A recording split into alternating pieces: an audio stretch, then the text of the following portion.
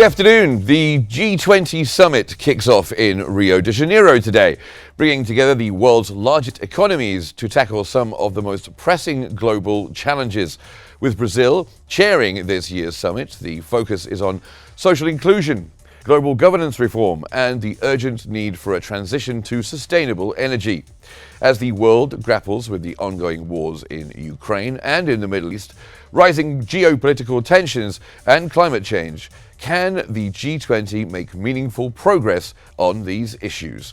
Welcome to In Depth.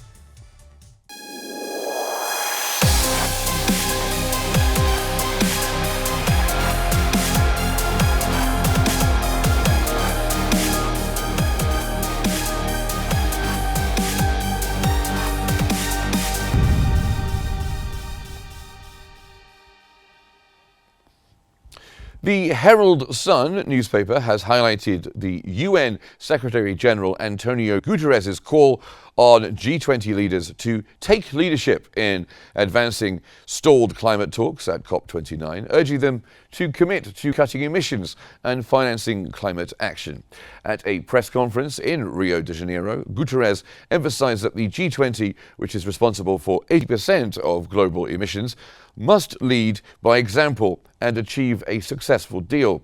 Meanwhile, key leaders, including US President Joe Biden and the EU chief Ursula von der Leyen, pushed for more robust climate investments and renewable energy initiatives, particularly in Africa. China's Xi Jinping also called for greater international cooperation and support for developing nations.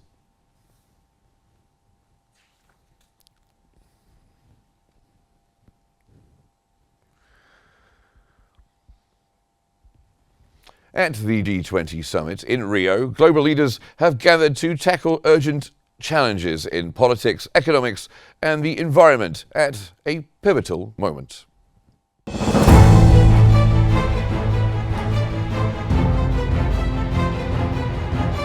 The G20 summit has commenced in Rio de Janeiro, bringing together leaders from the world's largest economies to tackle urgent global issues. Hosted by Brazil's President Luiz Inácio Lula da Silva, this year's summit will focus on social inclusion, global governance reform, and energy transitions. In the opening ceremony, the summit launched the Global Alliance Against Hunger and Poverty, aiming to unite nations in the fight against hunger and poverty by 2030.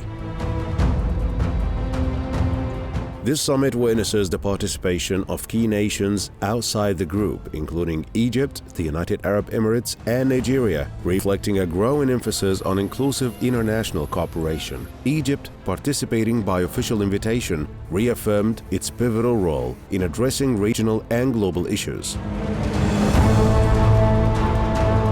UN Secretary General Antonio Guterres, ahead of the summit, urged G20 leaders to take the lead on key challenges, including climate action, peace, and reforming international financial systems. He stressed the need for G20 nations to tackle the climate crisis, inequality, and ongoing conflicts, such as the conflict in Ukraine and tensions in the Middle East. The conflict in Ukraine remains a central issue. UK Prime Minister Keir Starmer, ahead of the event, stressed that Ukraine will be a central focus. The summit will also discuss the reform of global institutions like the United Nations and IMF, as well as strategies for promoting sustainable development and energy transitions. The meeting will conclude tomorrow with hopes for concrete actions on climate and global cooperation.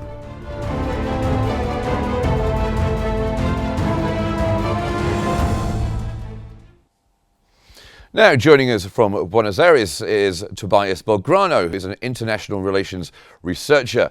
And from New Delhi, we're joined by Manjari Singh, who's an assistant professor of international studies. Thank you, both of you, for joining us on the program. Let's start with you, Mr. Belgrano. How might Brazil's leadership at this G20 summit influence the discussions? Well, Brazil, especially by Lula da Silva, has the intention of having the conflicts or the international conflicts worldwide aside from the main agenda of the G20. But Lula da Silva has himself claimed that his main interest is to focus on poverty and exclusion in the global scale, especially because we are seeing the emergence of new leaders worldwide, like Javier Milei in Argentina or Donald Trump in the US, that are more interested in moving forward with this agenda and leaving behind the agenda of climate change and social inclusion, or the 2030 agenda, which are might more acceptive to that. So I think Brazil is intending to keep conflict away from the G20 summit, but the problem is that many of the members that are attending, like the Argentinian President Javier Milei, are less interested in the Agenda 2030 and climate action at a global scale. And Dr. Singh, what do you think are the most urgent global challenges that need to be addressed at this summit? We're talking about 10 years, 20 years down the line, and of course, the topics that are mentioned in the summit, they are the ones who are going to be very important. For example, poverty alleviation or hunger, or the climate change, climate action issues. So these are going to be the future concerns to be addressed. But if you look at the current dynamics, I mean, if you look at the backdrop under which this summit is taking place, you see that we have two live conflicts which are taking place in the Middle East as well as in the European forefront. And on the top of it, we have a new change in the administration in the US. So under these backdrops, how is the summit going to address the concerns of the future? And that's what some of the analysts have been also saying, that probably the soft issues like hunger, poverty alleviation, and all these aspects are something that the leaders would agree on, but there will be no full consensus when it comes to addressing the concerns of today, which is the conflicts, the live conflicts that are there today. So I'm not sure that how the summit is going to foresee or address the challenges of today. So of course, the challenges of tomorrow are important, but we have to look at the today aspect as well. So absolutely, yes. And we're going to come back to the conflict aspect in just a few moments. But Mr. Belgrano, I'll come back to you for a second. You've both touched on this, but the major initiative at this G20 is the Global Alliance Against Hunger and Poverty. What do you make of the initiative for a start? And secondly, how can we make sure, or how can the G20 make sure that it's not just words? Well, President Lula da Silva has created a joint initiative with the alliance with FAO to move with the United Nations Farming and Agriculture Organization to move forward with this agenda of promoting inclusion and stopping hunger at a worldwide scale. So that's mainly the idea that Lula has with this initiative, not only becoming words or declarations to be signed, but also moving forward with a concrete initiative in this sense. This was inaugurated on Sunday before the G20 start with a lot of attendance to present this inauguration of this new organization or new alliance with FAO and the G20 itself. So that's the main initiative that Lula has, especially, and also has the intention of promoting a global tax on wealth to promote this agenda and to fund this agenda at a global scale. And coming back to you, Dr. Singh, Guterres, the Secretary General of the UN, of course, has urged the G20 to take a leadership role, especially on global peace. You mentioned the conflicts in your previous answer. Of course, we've got Gaza, Lebanon, Ukraine. What would you like the G20 to do? If you look at G20, it definitely works as a bridge between the global north and the global south, because there is an inclusion of both the worlds here. So if you look at the G20 today, because after the inclusion of African Union, poverty alleviation and addressing the hunger concern is something that makes a lot of sense to discuss at the first G20, where in African Union, where the issue is more grave, more concerning, is also included. So that's a very smart move by the Brazilian president. But on the other hand, when it comes to I mean, it's very ironic that the UN SC Secretary General is saying that UN Secretary General is talking about G20 taking the lead in terms of um, talking about peace and security when it should be the UN who should be doing the job. But again, if the UN has not been, I mean, the UN Security Council, which is responsible for conflict resolution and all these aspects, is not able to, address these concerns of today. I don't know how far the G20, wherein, there are different kinds of, different kinds of voices, how they are going to address this concern. But I feel that some of it, I mean, of course, they will talk about, some kind of some kind of ceasefire in the process.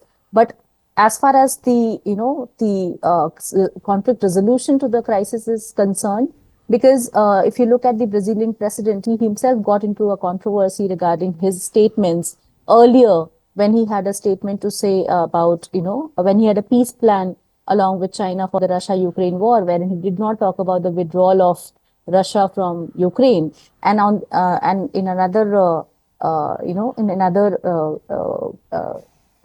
in another time he said that he compared the Israeli war on Gaza to Holocaust. So all these kinds of statements have already put him in trouble. So I don't know how this entire G20 summit is going. I think that they will be obviously talking about the conflicts because we are living in those times, but they will not be able to sufficiently sort of say much on how to address the concern. And Mr. Belgrano, Dr. Singh there basically saying that the UN isn't doing its job properly. One of the things on the agenda at this summit is global governance. It's quite high on the agenda, and there are calls to modernize institutions like the UN, perhaps revise loan quotas at the IMF. Do you think there's any will or want of the G20 leaders to approach these issues?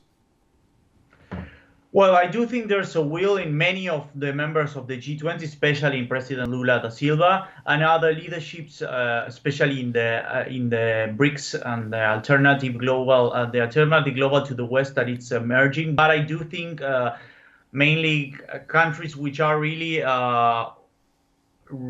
have become, for example, radical pro-Western ideas like, for example, Argentina, El Salvador, and now the United States are not interested in having much reform in that sense, and they are really intending to keep the institutions in power like they are, instead of this alternative multipolar world that Lula da Silva and other BRICS members are proponing. So I do think there's an idea of some of the membership of the G20 of not moving forward with a real reform of the institutions, especially with new emerging leaderships, as I was saying at the beginning, that are quite skeptic of the Agenda 2030, of global inclusion, of climate action, or global cooperation as a whole, and are more pro internal and domestic agenda, which promotes their self-interests. And Dr. Singh, what do you think? Do you think there's any chance of reform of big global institutions like the UN? If you look at it, I think voices matter. Of course, it's not going to happen today. The reform process is not going to take place in a day, in a year's time. It will, I mean, the developing nations, they have still to, cover a lot in order to, question the developed world in terms of reformation. Because if you look at it, it is the West, or it is the 6 members, the 5 members who are the permanent, members of the UN Security Council. They are the ones who call the shots right now, and it is going to continue for some time until unless the developing nations reach to some level, or there are more regional powers in the developing world, wherein they can question those kind of establishments. But nevertheless, the questioning part is important. It is important to talk about these things in every forum. And I think that is what is happening, that, in every forum, whether it is BRICS, whether it is G20, whether it is other forums as well, this kind of questioning is important, because we have to see that since how many times we have been talking about it. So eventually it will happen. It will not happen today, but eventually in the future it will happen. And like I said earlier also, that voices and, raising your voice or, pointing your opinion is important right now. So I think that is what the leaders are doing. Well, thank you, both of you, Mr. Belgrano and Dr. Singh as well. Please stay with me because I have more questions for you. But we're just going to take a short break to have a look at some background of the G20.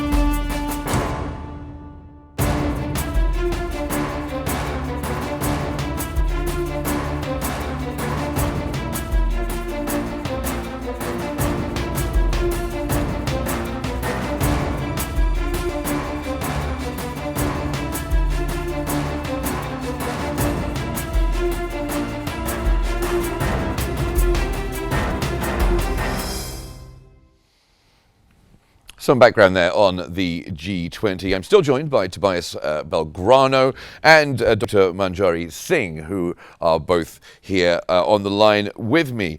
Let's come to Ukraine, because Ukraine is a big topic at this particular summit, as it has been for the last few summits. How do you expect the G20 to navigate the differing positions of the key players? Of course, US has a big voice in this, Russia, of course, Ukraine. And what role do you think, Mr. Belgrano, that Brazil might play in promoting a dialogue? Well, Brazil, as I mentioned before, is more interested in excluding the conflicts from the agenda and promoting more a social agenda. The more social inclusion agenda, especially because of the uncomfortable position Lula da Silva has right now because of his closeness to Russia and his closeness to Vladimir Putin in particular, and his support on the Chinese, his support on the Chinese, and the uncomfortable position he's now in with the election of Donald Trump as president. Lula da Silva intends to exclude the conflicts from the agenda because he is waiting to see what Donald Trump does and how he manages these conflicts on a global scale. So I think the position is accurate, because the Brazilian president is not interested in getting trouble or getting trouble, especially because of his positions with Russia, with emerging presidency of Donald Trump. So there you have it, Dr. Singh. The host of the summit doesn't really want Russia, Ukraine on the agenda because of a closeness with Russia. But do you think other countries might push to have this discussed? And do you think, Dr. Singh, there could be any movement or other than a communique at the end of this? Yeah, I mean, if you look at it, that is what is happening, because and probably that's the reason why he's not putting the conflicts on the agenda so much so as he should, because they are they're happening right now. So the focus here is to digress from these conflicts, because he does not want. There are two things involved here. First is that you need 100% consensus. Second thing is that you also want that the G20 under the Brazilian presidentship, becomes successful. So to achieve these two goals, you have to have something that is achievable. So I think because of which he has put hunger and poverty and all these aspects, the social issues, the social inclusion issues, energy and all these aspects as the primary focus of his G20 summit this time, and not particularly on the conflicts, because what he's saying is that conflict is fine, but all conflicts are important. So by saying this, it is a clear indication that he is not giving much weightage to these conflicts, because he knows that if he starts giving weightage to this particular conflict, it will be more controversial. So probably to save this G20 from the controversies, the conflicts are not going to be the prime focus of the G20 summit this time. Okay, and moving on to climate change, of course, COP29 happening at the moment in Azerbaijan. Mr. Belgrano, energy transition, another big topic at this summit. Brazil has shown some leadership in renewable energies, especially biofuels and hydropower. How do you think they might influence global efforts to promote sustainability? Well, Brazil is really interested in moving forward with this agenda, and also in getting a global scale to this agenda.